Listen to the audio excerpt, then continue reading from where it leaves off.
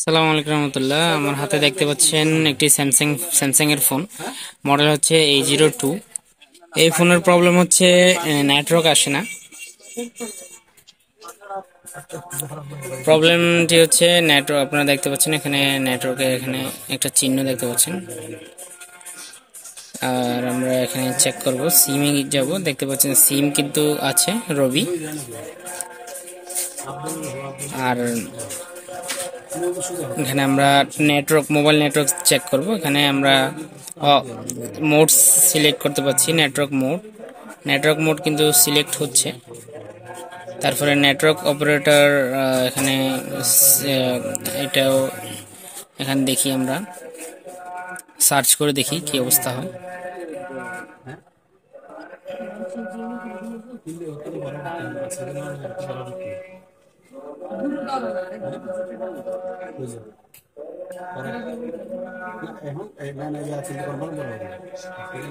এখানে দেখতে পাচ্ছেন এখানে নেটওয়ার্কের অপারেটর সিলেক্ট হচ্ছে না, তার মানে আমরা এখান থেকে আমরা বুঝতে পারছি যে এই প্রবলেম হচ্ছে আরএফ আইসি যেটা আছে, রেডিও ফ্রিকোয়েন্সি যেটা আইসি, ওই আইসিটা ঠিকভাবে কাজ করতেছে না, এই জন্য এখানে অপারেটর আসতেছে না। এ থেকে বোঝা যাচ্ছে আমরা আমরা যে আরএফ আইসি বা ডাব্লিউটিআর আইসি বলতে,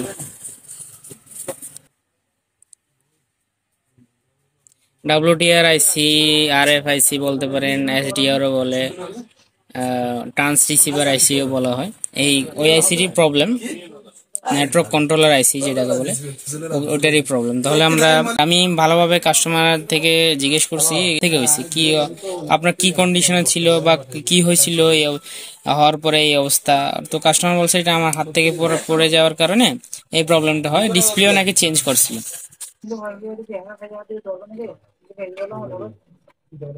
তো আগে আপনারা একটা জিনিস মাথায় রাখবেন, কাস্টমার একটা প্রবলেম নিয়ে আসলে আগে জিজ্ঞেস করবেন এই প্রবলেমটা কিভাবে হয়েছে।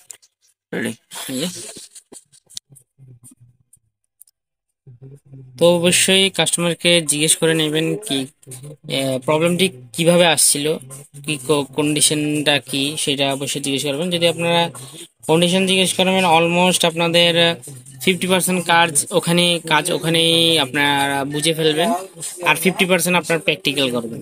এটা হচ্ছে আমার নিয়ম। আমার আর আপনাদের এটা হচ্ছে আমার ধারণা আসলে।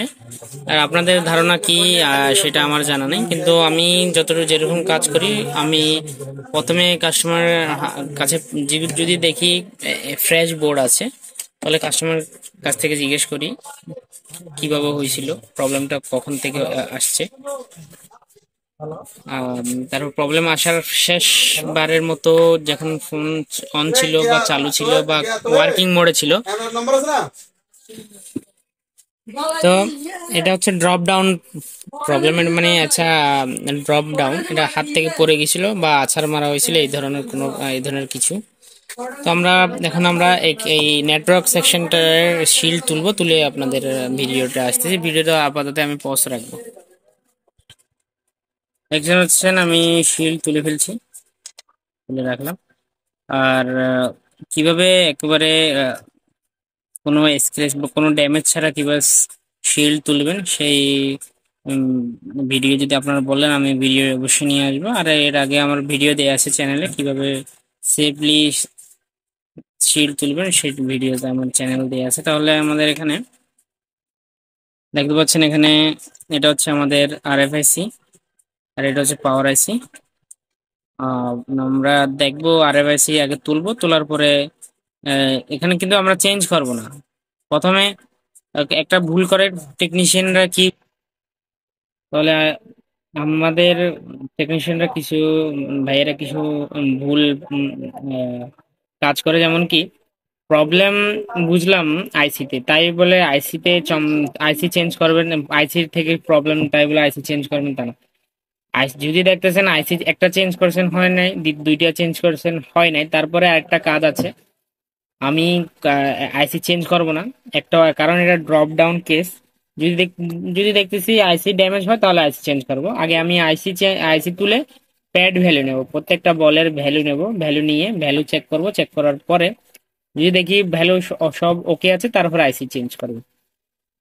আশা করি বুঝতে পারছেন। তাহলে আমরা আইসিটা, এই আরএফ আইসিটা তুলে ফেলবো, তুলে ফেলার পরে আমরা প্রত্যেকটা প্যাড ভ্যালু চেক করবো। তাই না?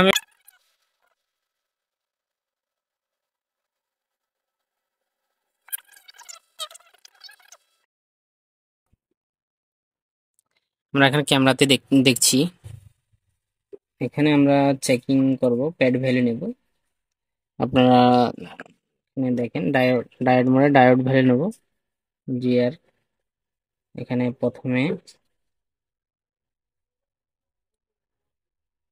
এখানে দেখতে পাচ্ছেন এখানে কোনো ডায়োড ভ্যালু নেই, সরি আসছে ডায়োড ভ্যালু। আমরা রিভার্স বায়াস নিব আমি। এখানে দেখতে পাচ্ছেন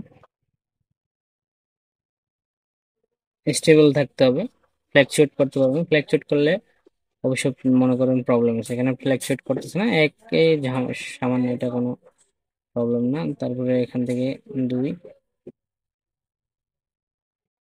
এখানে ক্লিন কিন্তু কোনো প্রবলেম নেই, এখানে ঠিক আছে, এখানে ঠিক আছে। তারপরে ঠিক আছে, ঠিক আছে, এটা গ্রাউন্ড। আমরা পিসিতে বর্ণিওর মাধ্যমে এখানে আমরা প্যাড ভ্যালু দেখতে পারবো। বর্ণিও, বর্ণিওতে কিন্তু স্পষ্টভাবে দেওয়া আছে প্যাড ভ্যালুগুলো।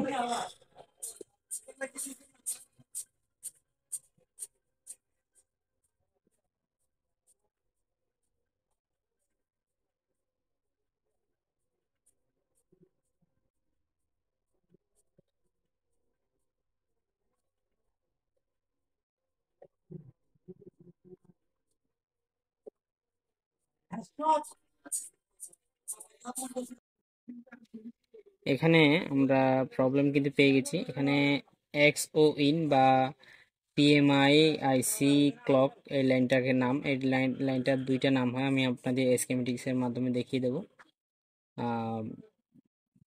স্কিমেটিক্স এর মাধ্যমে আমি আপনাদের দেখিয়ে দেবো। আর এটা হচ্ছে ভিআইও 1.8 এর লাইন, ভিআইও 1.8 এর লাইন। এখানে কিন্তু ফ্ল্যাকচুয়েট করতেছে তারপরে। তো এই লাইনটা আমরা বিট ম্যাপের মাধ্যমে দেখবো এই লাইনটা কোন জায়গা থেকে কোন জায়গায় গেছে। আগে স্কিমেটিক্সে আমি আপনাদের দেখিয়ে দেবো, ওখানে আহ, ভালোভাবে স্কিমেটিক্সে দেখিয়ে দেবো। তাহলে বেশি কথা না বাড়িয়ে পিসিতে চলে যাই। আমি আপনাদের স্কিমেটিক্স এর মাধ্যমে দেখিয়ে দেবো, স্কিমেটিক্স এর মাধ্যমে, তারপরে বিট ম্যাপের মাধ্যমে লাইনটা কোন জায়গা থেকে কোন জায়গায় গেছে, প্যাড ভ্যালু গুলো আমি আপনাদের অবশ্যই ডিসপ্লে করে দেবো ভিডিওর মাধ্যমে, আপনারা দেখবেন, বুঝতে পারবেন কিভাবে প্যাড গুলো চেক করতে হয়, কিভাবে আইসি। বন্ধুরা, শুধু আইসি চেঞ্জ করলে সবকিছু সমাধান হয় না, এটা অবশ্যই অবশ্যই মাথায় রাখবেন। আমি আপনাদের কিভাবে প্রবলেম, এখানে যদি আমরা প্যাড ভ্যালুতে কোনো প্রবলেম না দেখতাম, না, তাহলে যদি কোনো প্রবলেম না থাকতো, তাহলে আমরা আইসি চেঞ্জ করার দিকে যেতাম, প্রসেস করতাম। এখন দেখতে পাচ্ছি আমাদের প্যাড ভ্যালু এখানে একটা প্রবলেম দেখাচ্ছে, এক্স ও ইন লাইন বা পিএমআইসি ক্লক যাকে বলে, পিএমআইসি ক্লকও বলে আর এক্সও ইনও বলে, যেটা আমাদের অসিলেটরের লাইন, ফ্রিকুয়েন্সির লাইন। তাহলে বেশি কথা না বাড়িয়ে আমরা পিসিতে চলে যাই। বন্ধুরা, স্ক্রিনে ভালোভাবে লক্ষ্য করেন, আমি A02 লেআউট ওপেন করেছি। লেআউট ওপেন করার পরে আমরা আরএফ আইসির কোডটা কপি করব। কপি করার পরে স্কিমেটিক্সে গিয়ে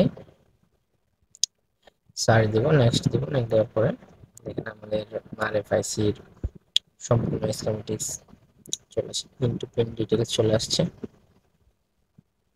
পিনের ডিটেলস আমাদের এখানে লাগবে না, যা প্রবলেম অনুযায়ী আমাদের RxTX এর লাইন, এনেবল বিবি, আর কল এর কোনো প্রয়োজন, আমাদের প্রয়োজন হচ্ছে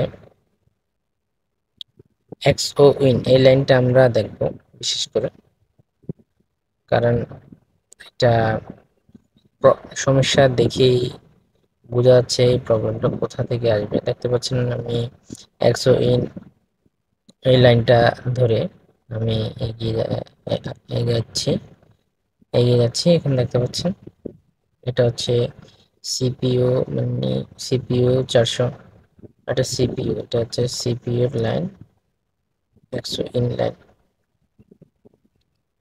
এটা হচ্ছে পাওয়ার আইসির লাইনটা, পাওয়ার আইসিতে গেছে। আমরা আবার ওই এটা কনফার্ম হব এটা কোন আইসি।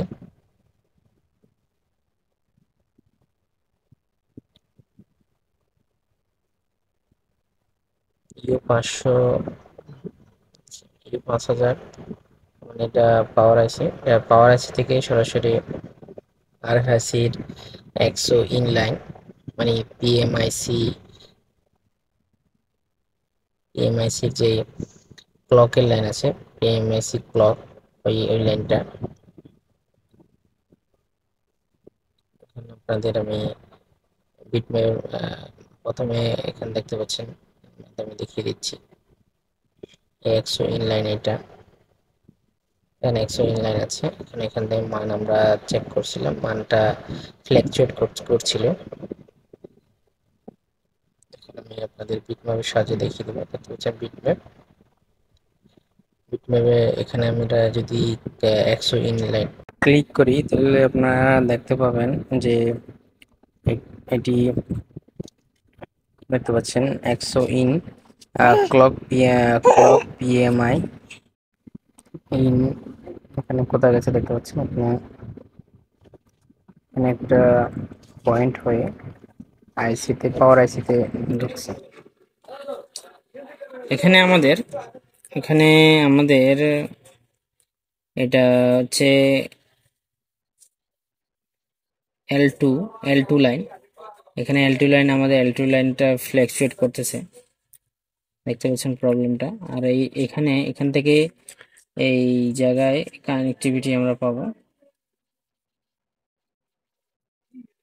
এই জায়গা থেকে এই জায়গায় একটা কানেক্টিভিটি থাকবে অবশ্যই।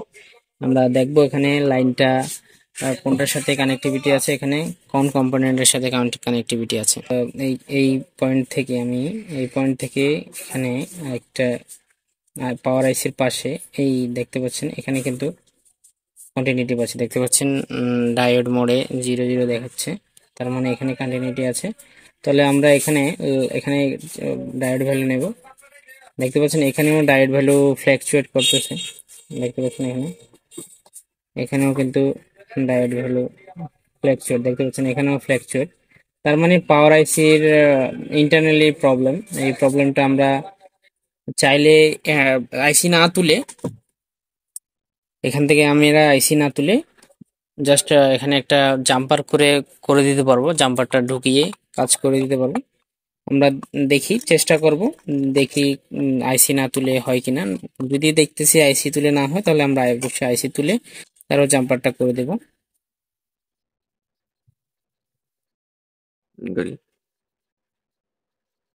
আমরা উপর থেকে হিট দেব, হিট দিয়ে নিচে ঢোকানোর চেষ্টা করব।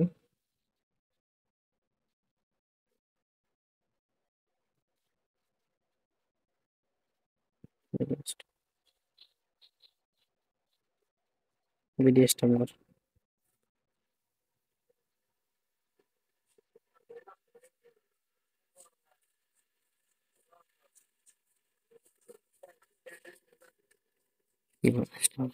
রেডি।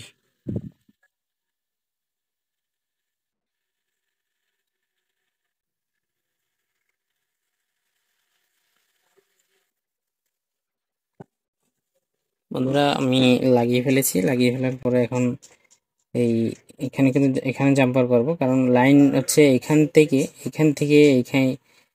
পর্যন্ত কিন্তু লাইন ওকে আছে, ইন্টারনালি ব্রেক হয়ে গেছে, আইসির নিচ থেকেই ব্রেক হয়ে গেছে। আমরা জাম্পার করার পর তারপর দেখবো কি অবস্থা হয়।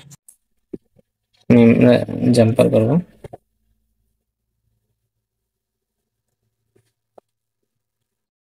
খালি ডিম হয়ে যাবে লাইটিং করে।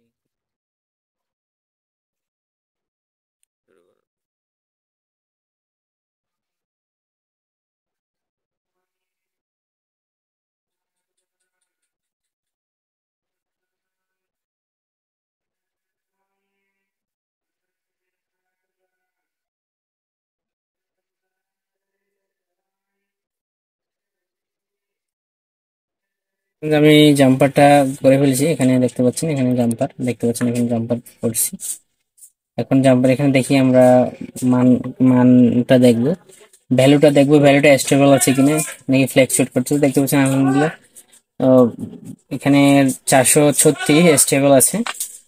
তারপরে এইখানে এই বল নাম্বার 100 ইন বা পিএমআইসি, পিএমআইসি সিএলকে ক্লক যাকে বলা যায়, পিএমআইসি ক্লক দেখতে পাচ্ছেন এখানে 100 ইন এর লাইনও ওকে আছে। এখন আমরা আইসি লাগিয়ে তারপর দেখবো আমাদের প্রবলেম সলভ হয়েছে কিনা।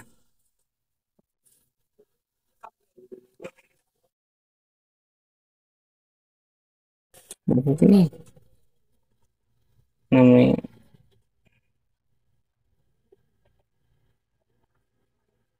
আইসি লাগানোর সময় কিন্তু পেস্ট দিবেন খুবই অল্প, বেশি পেস্ট দিলে কিন্তু আইসি ভাসলে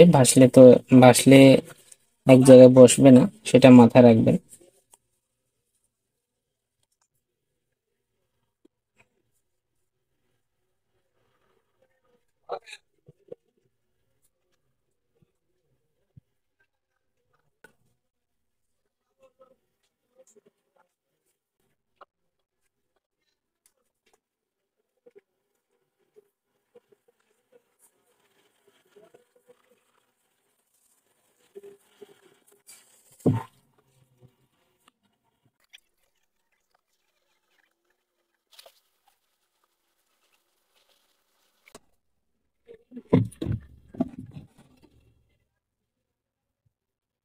আইসি এখন আমরা উম, লাগিয়ে ফেলেছি। এখন একটু ঠান্ডা হবে, ঠান্ডা হওয়ার পর আমরা চেক করব। দেখতে পাচ্ছেন আমরা কাজ করছি, কাজ করার পর এখন আমরা দেখবো। এখানে দেখেন জাম্পার অলরেডি করা আছে, আইসিটা এখন আমরা বোর্ড ফিটিং করবো, ফিটিং করে তারপরে চেক করা হবে।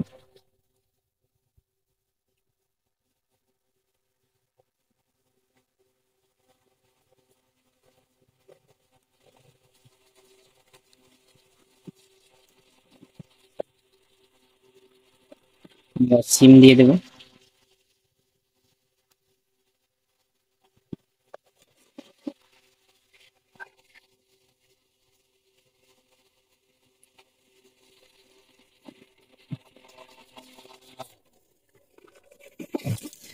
সিম দিয়ে অন করো।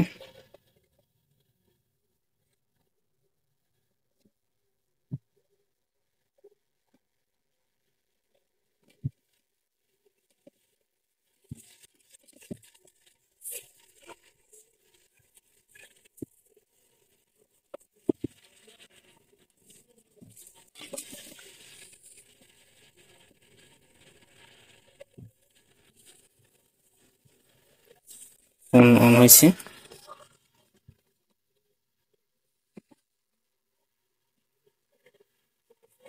অফ লাগিস। হুম।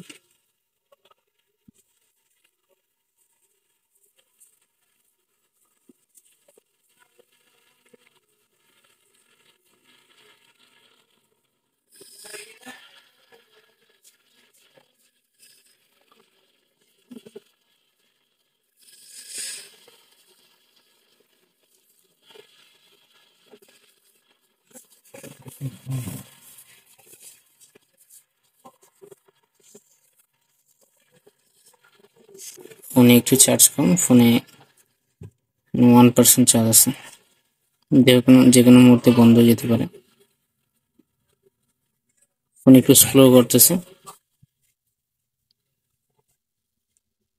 চার্জ খুবই কম, চার্জার লাগিয়ে দেখাচ্ছি। দেখতে পাচ্ছেন আমাদের নেটওয়ার্ক চলে আসছে, নেটওয়ার্ক দেখতে পাচ্ছেন, নেটওয়ার্ক চলে আসছে।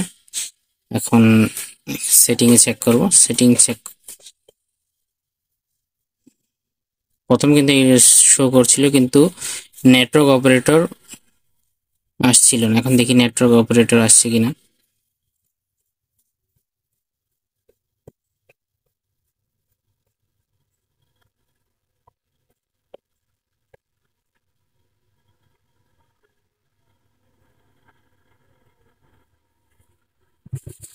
দেখেন নেটওয়ার্ক অপারেটর চলে আসছে। তারপর আমরা চেক করব এখানে।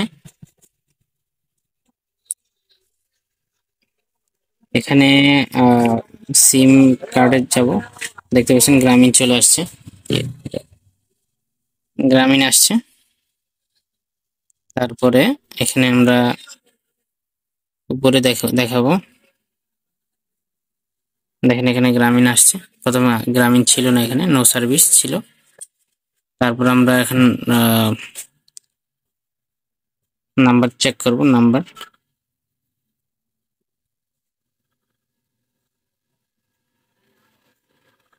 দেখতে পাচ্ছেন নাম্বারও চলে আসছে।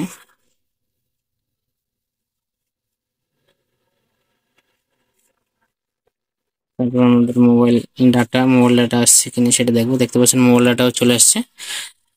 তাহলে বন্ধুরা, এ ধরনের ইনফরমেটিভ ভিডিও পেতে, এ ধরনের নলেজেবল ভিডিও পেতে অবশ্যই আমার চ্যানেল সাবস্ক্রাইব করবেন, লাইক করবেন, শেয়ার করবেন, আর বন্ধুদের সাথে শেয়ার করে দিবেন যারা এই ধরনের প্রবলেমে পড়ে, তাদের কিন্তু অবশ্যই অনেক হেল্প হয়ে যাবে। তাহলে আর আপনাদের আজকের মতো এতটুকুই। আসসালামু আলাইকুম রহমতুল্লাহ।